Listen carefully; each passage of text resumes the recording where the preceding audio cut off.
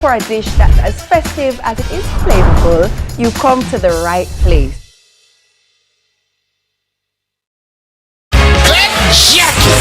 When was you into Temptation? Steve knows style. Family Feud. Brought to you by We Are the Caring Store, waiting to serve you. It's time to experience independent living. Visit us today.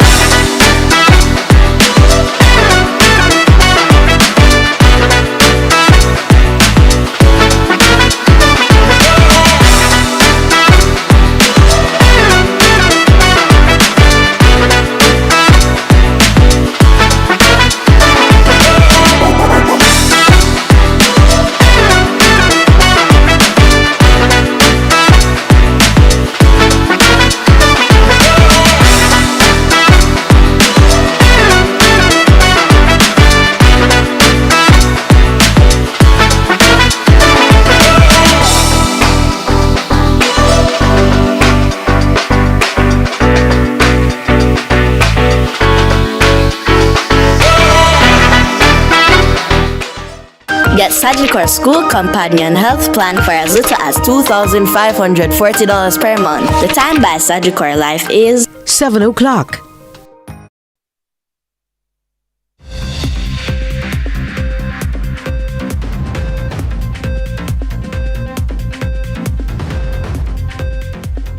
Coming up in CVM News at 7, suspects in Spalding robbery attempt detained. Opposition calls for new HIV drugs in Jamaica. TikToker appears to have been gunned down on live stream. On Inspire Jamaica, 11-year-old girl dancing to her own beat now post-scoliosis surgery. And in sports, Waterhouse moved to second place in the Premier League following their victory over Dunbeholden in CVM TV's live game today.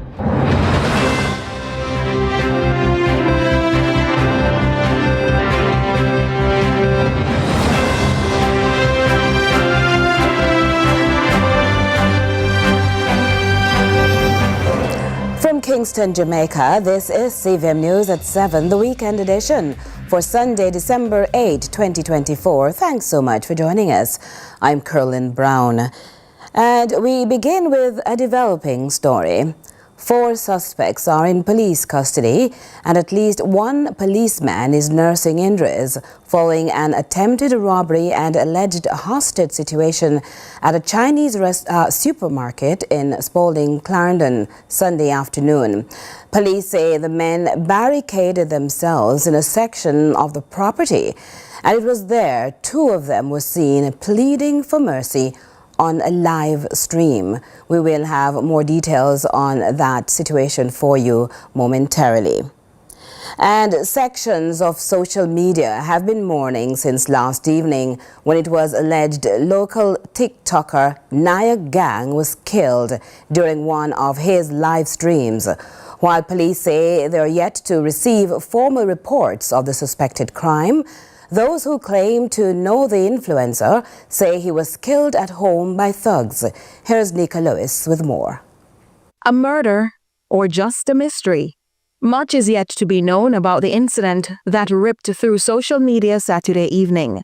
In what's now being alleged the moment Neika Gang, a popular Jamaican TikToker was killed by thugs on one of his frequent live streams, many have watched and rewatched to make sense of it all.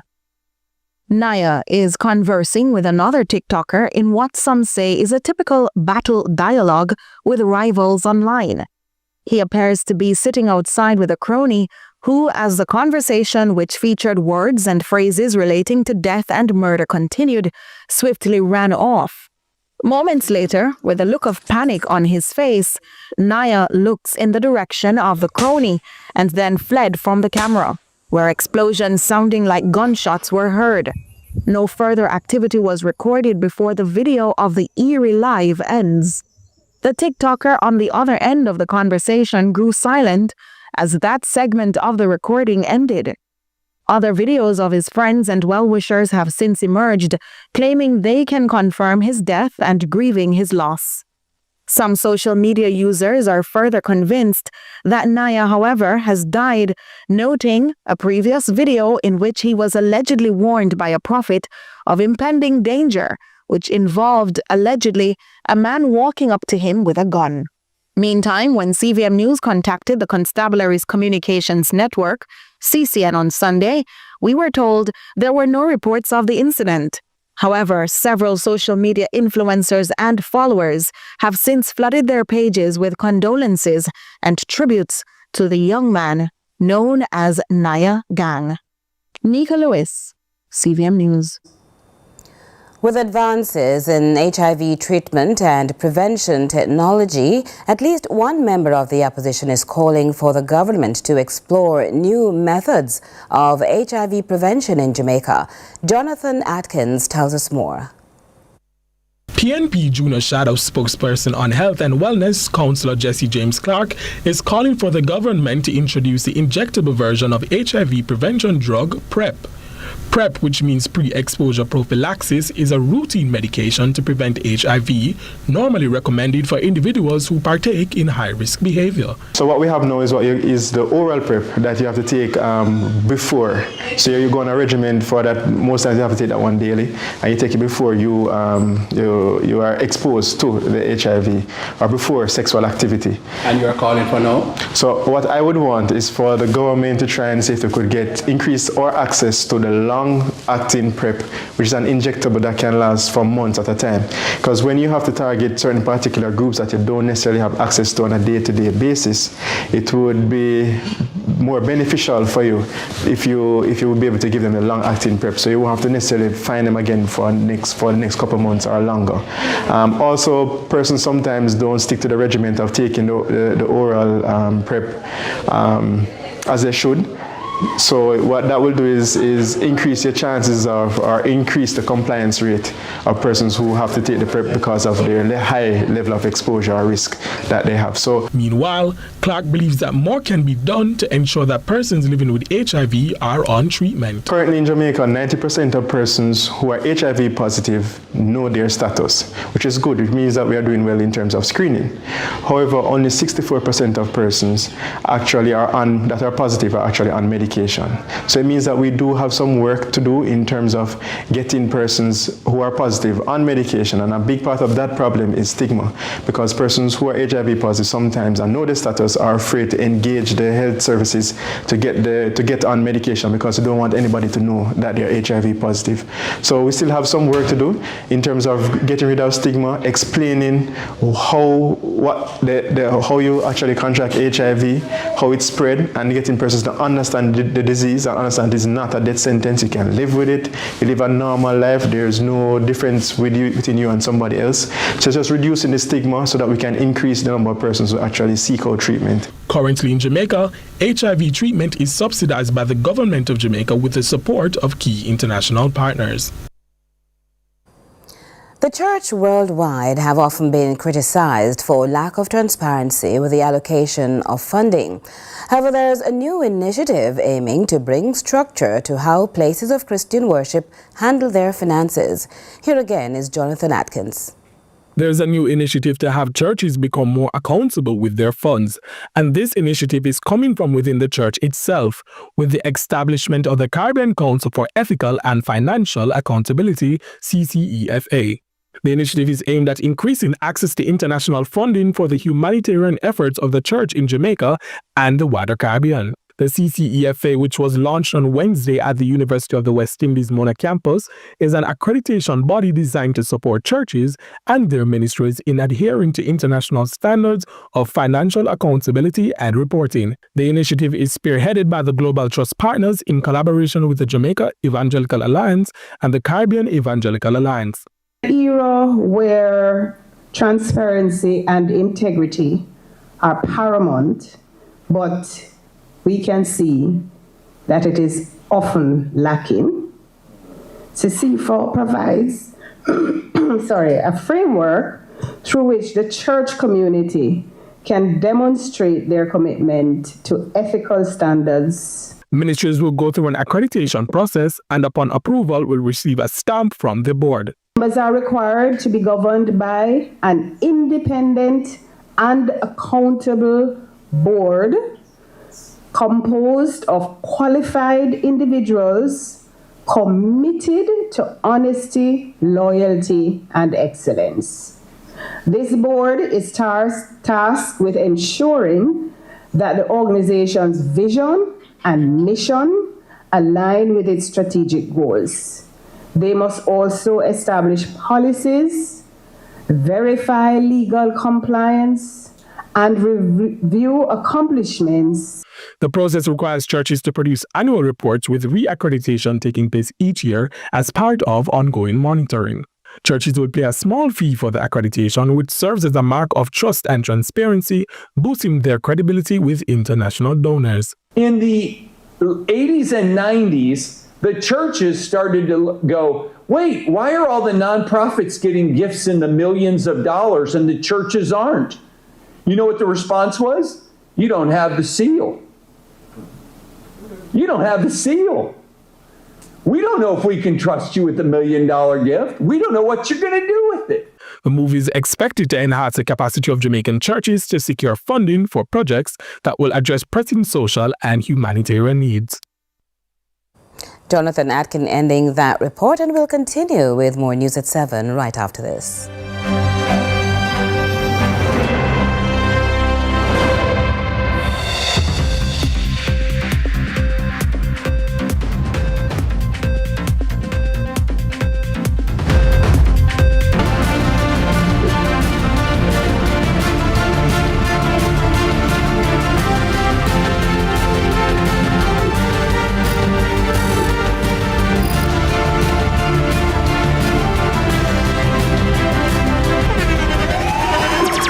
The internationally acclaimed On Stage with Winfred Williams. At a new time, Saturdays at 8 p.m. on CVM TV. So much more than entertainment. You know my heart goes crazy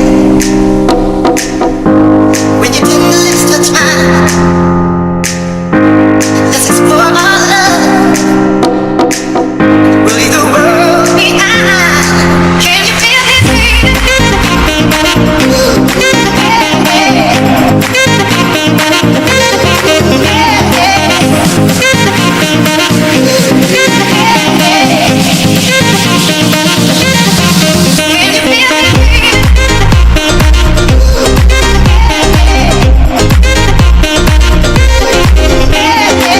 It's schoolboy football, September 7 to December 14 on CVM TV. It's schoolboy football, brought to you by EdgeChem, AIM Financial Corporation, Texaco, Connect Services, Jamaica Stock Exchange, and Sunshine Snacks. Thank you, and I don't have to pay for this. Sleigh bells ringing, diamonds bling. Yes, it's Santa. In the house. Favorite season. Let it sit under your arm as well. They said saying it, but you got a bit in that bag, yeah. From now on. Let's go right into our first headline. They said saying it, but you got a bit in that bag, yeah. With the lights out, 'tis the season. Going to a break.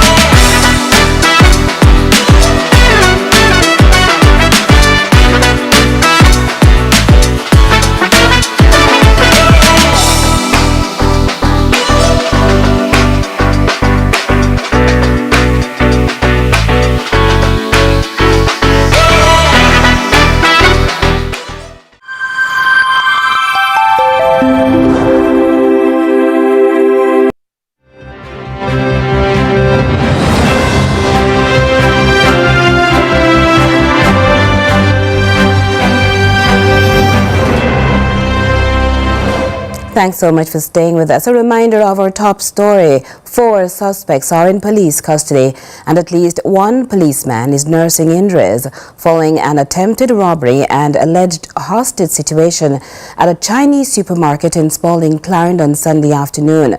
Now, police say the men barricaded themselves in a section of the property, and it was there 2 of them were seen pleading for mercy on a live stream. We can now go to Neika for more details.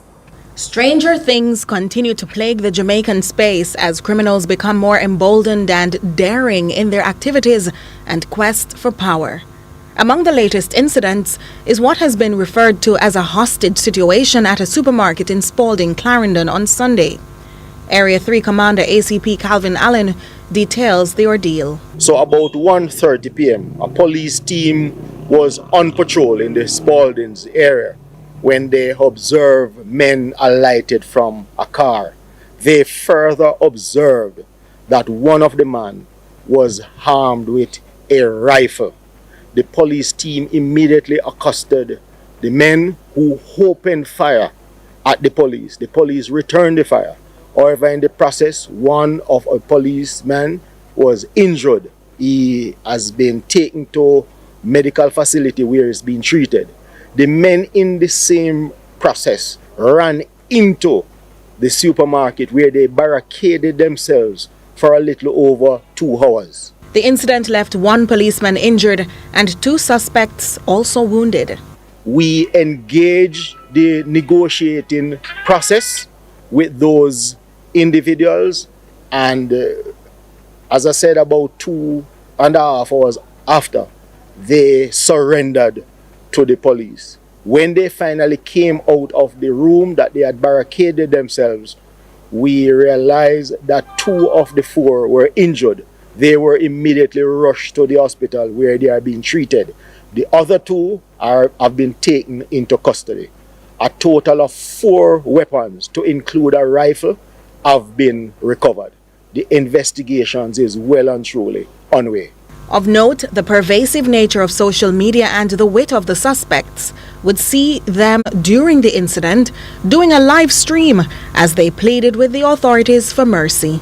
In the aftermath of the standoff, police managed to detain a total 4 suspects, injured but all alive. ACP Allen is lauding the skill and quick response of the law enforcement personnel on the ground who saved the day. He, however, had a message for civilians. Well, to all business persons, we are reminding everyone that this is the Yuletide season. So whether it is a business person or whether it is an individual going about their own personal shopping, engaging with ATM machines, or doing large withdrawal of cash, we want for you to be extremely alert. This situation, though, highlights the fact that we, as we have promised, that we will be out here in our numbers in all shapes and form to offer that needed protection to the public. But at the same time, we are encouraging all business operators to be very vigilant in terms of how they operate, to engage with local officers when you have large cash to be transferred. Neika Lewis. And we'll continue now with a look at all regional and international news.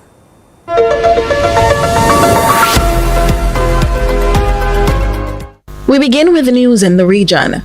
In Trinidad and Tobago, the costs associated with the 290-day delay plus the fallout of the COVID-19 pandemic was a major concern for Minister of Finance Colm Imbert.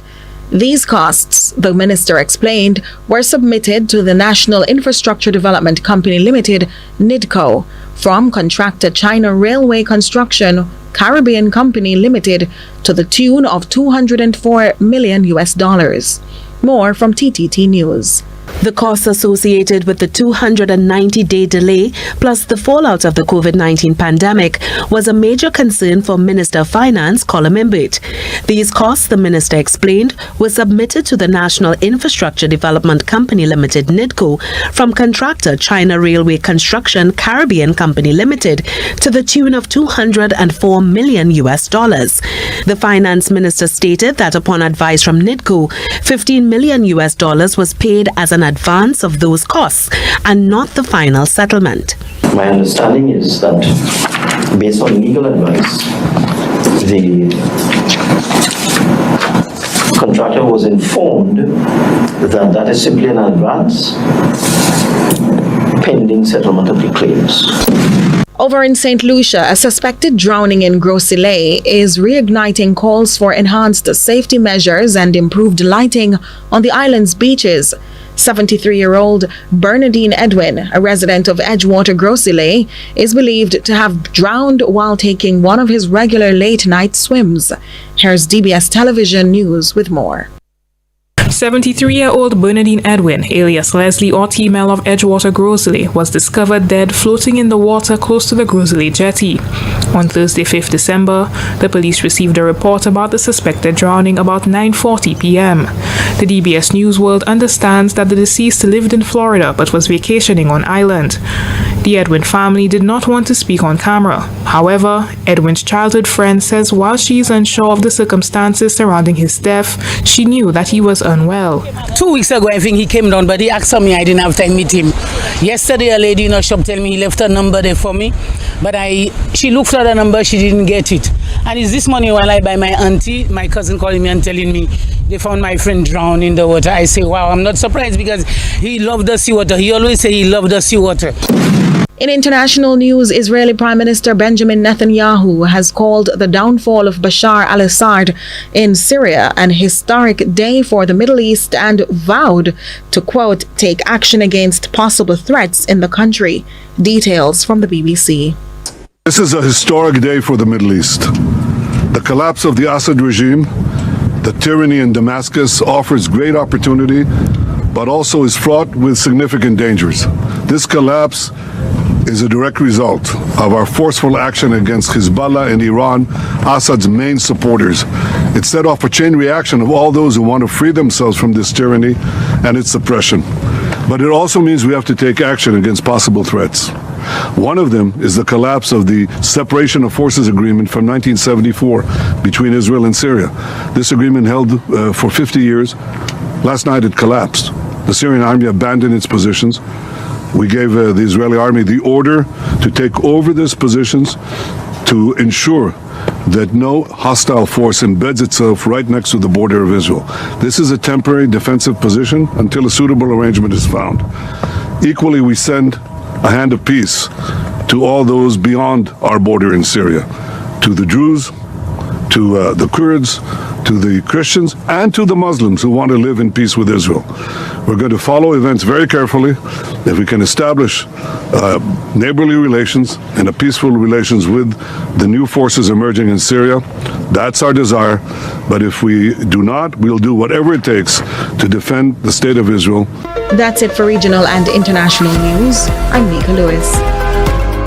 More in a moment.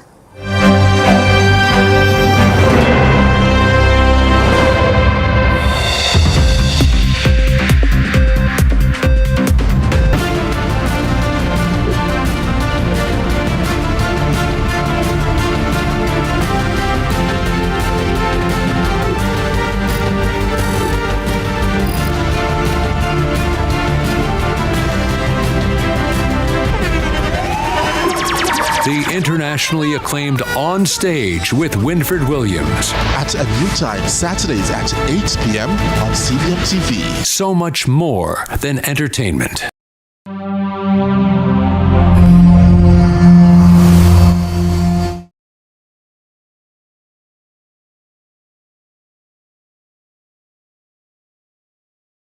For this inspired Jamaica, witness the psychological and emotional evidence after a weeping 11-year-old girl you met a few weeks ago undergoes surgery to correct curvature of the spine. Reach out and touch somebody's hand. Make this world a better place. If you can. You could easily call this Ajane Parchment's I've Got This dance. Her words in action as she gleefully shuffles away on the ward days after finally undergoing a major surgical procedure.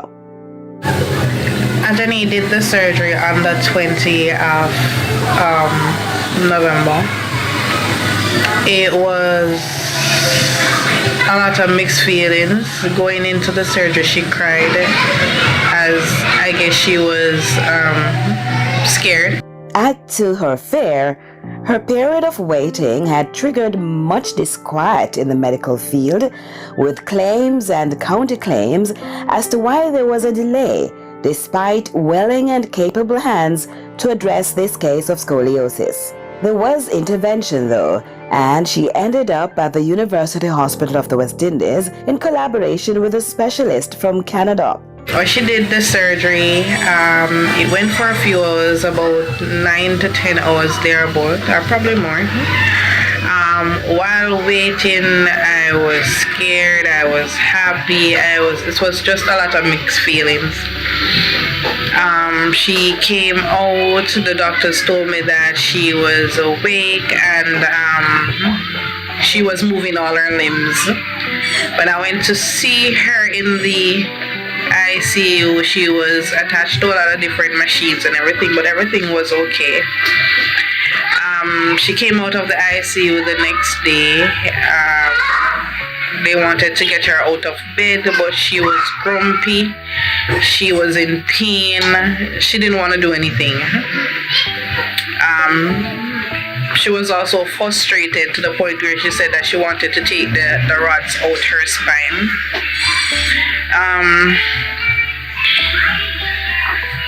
She started walking 2 days afterwards with the help of the physiotherapist.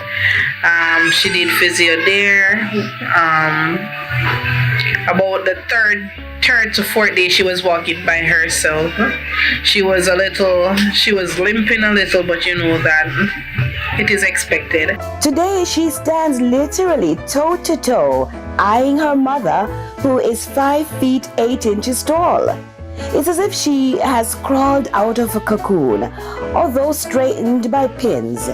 She's beaming with lots of confidence, happy to be surrounded by her family, whose love helps to cushion her discomfort. We are now at home.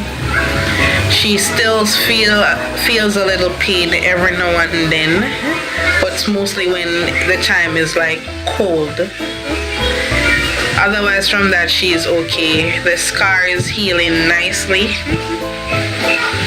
She's even dancing, so you can see that there is she is moving along. She's actually on her way to recovery. We're getting her to study and so on. She still feels a little self-conscious, but her spine is actually straight. And she is actually on her way to recovery. So everything is good. The doctors have been great. The nurses have been great. In the meantime, Ajane has been granted a 3-month stay from school to heal and continue her checkups. For persons with scoliosis, honestly, it's not the end of the road.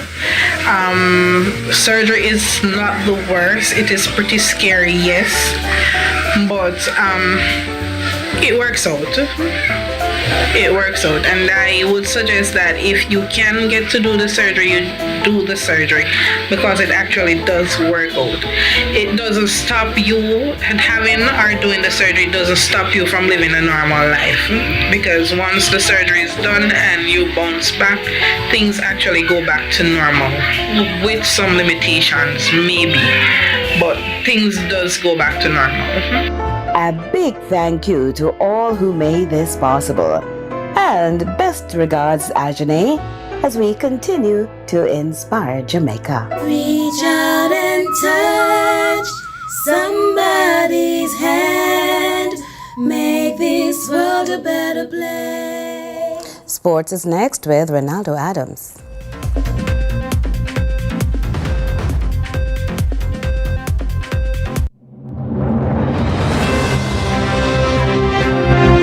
Christmas time is all about the food, which means it's time for CVM Cook Shop.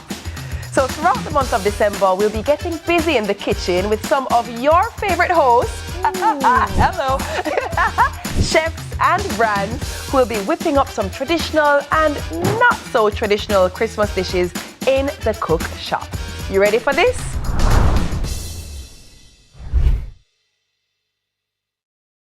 Where the difference is made, where titles are decided, where respect is earned.